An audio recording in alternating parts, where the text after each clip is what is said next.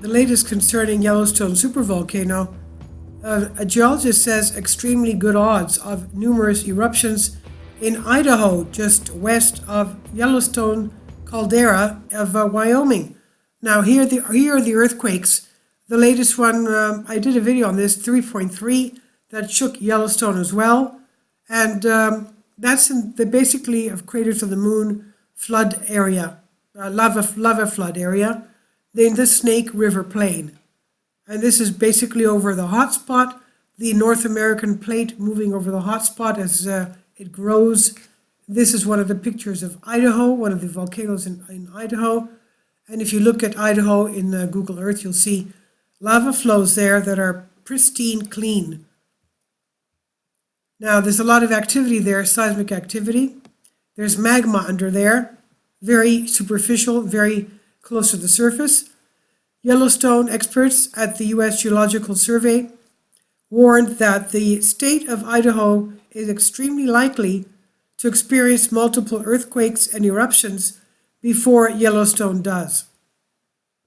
Seismic activity has risen in central Idaho in the past 20 months and is prompting fears of something sinister brewing underneath and very next to Yellowstone supervolcano, one of the 21 and plus, well, there's more than 21 supervolcanoes in the earth.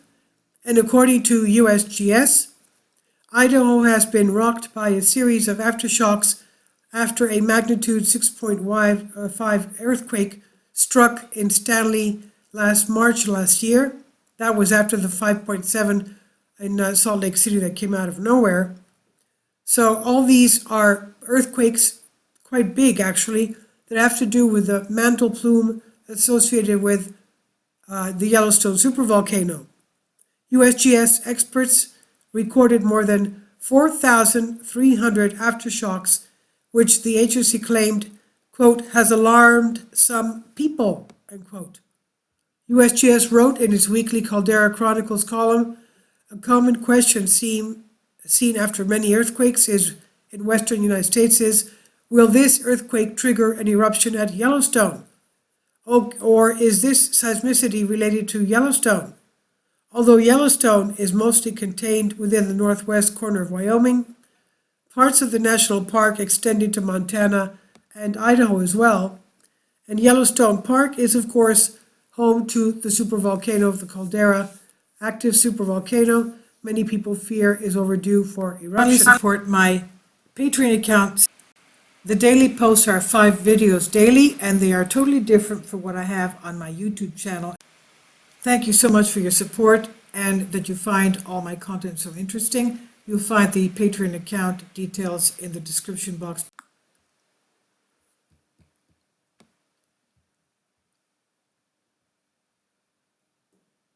Geologists' records show that Yellowstone, most recent period of lava flow, it wasn't a super eruption, but it was a lava flow, was 70,000 years ago, and we've had another 80 eruptions since then. Now, the volcano's 3 biggest eruptions went off 640,000 years ago, 1.3 million years ago, and 2.1 million years ago. They were super eruptions, and although USGS assured this is not the case, the cycle of eruptions has led many to believe Yellowstone erupts like clockwork, and that we are overdue for another blast. But even if Yellowstone is not overdue, it's not expected to erupt anytime soon. Could the Idaho seismicity 155 miles west have any impact on the volcano's odds of blowing? USGS answered this with a simple answer, no. They said aftershocks are a normal and forecastable phenomenon following tectonic earthquakes caused when the Earth's crust moves past itself along fractures called faults, and the movement usually happens very quickly as stored tectonic force is released. The energy produced by the fault movement is converted into seismic waves that radiate outward from the rupture. And geologists estimate fault ruptures at a length of about a few tens to 100ths of kilometers at a time. The Stanley earthquake in Idaho ruptured on March 31st, was measured at about 12 miles, 20 kilometers. The particular fault is part of the Basin and Range Province, which is stretching as we know, which the USGS says has no direct link to the magmatic system under Yellowstone. Okay, I disagree with them here. We know already the shape of that mantle plume coming from Baja California, coming out like a Y. The western part goes under San Andreas and Walker Lane Fault System, and the eastern part goes from under there Nevada into Utah, under Salt Lake into Yellowstone, and then turns west and goes under Idaho. We talked about this. I'm sure you can see that image in your sleep now. So I don't understand why they're saying it doesn't have any relation with the mantle plume having to do with Yellowstone. Of course it does.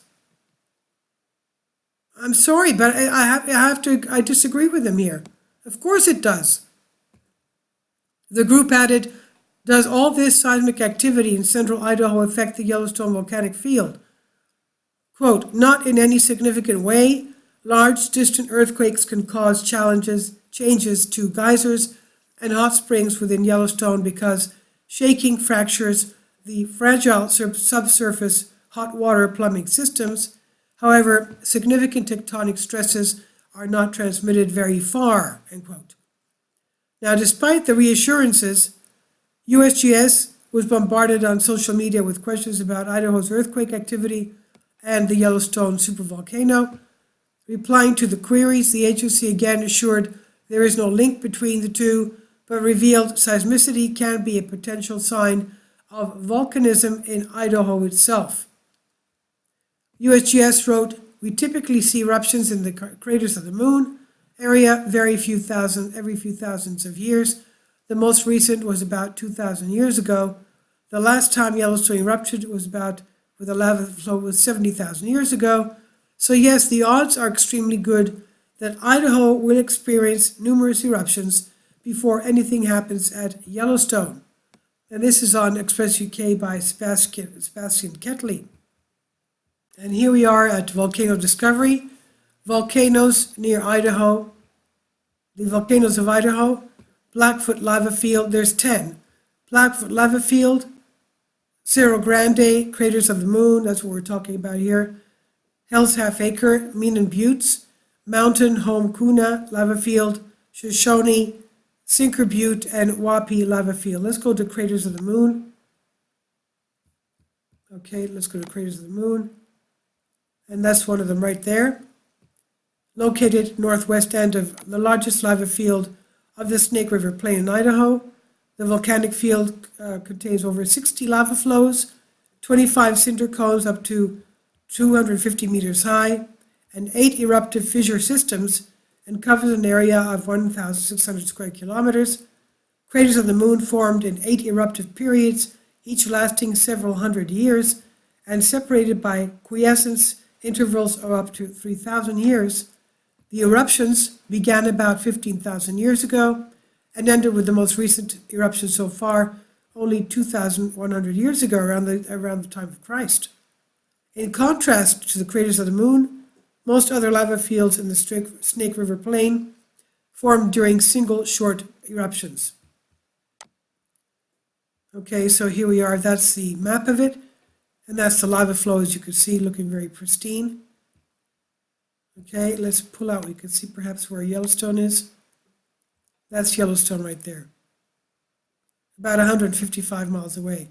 That's not a big distance. That's not a big distance. Okay, so I'll leave links below for you for this. Please leave your comments, and thank you for your support.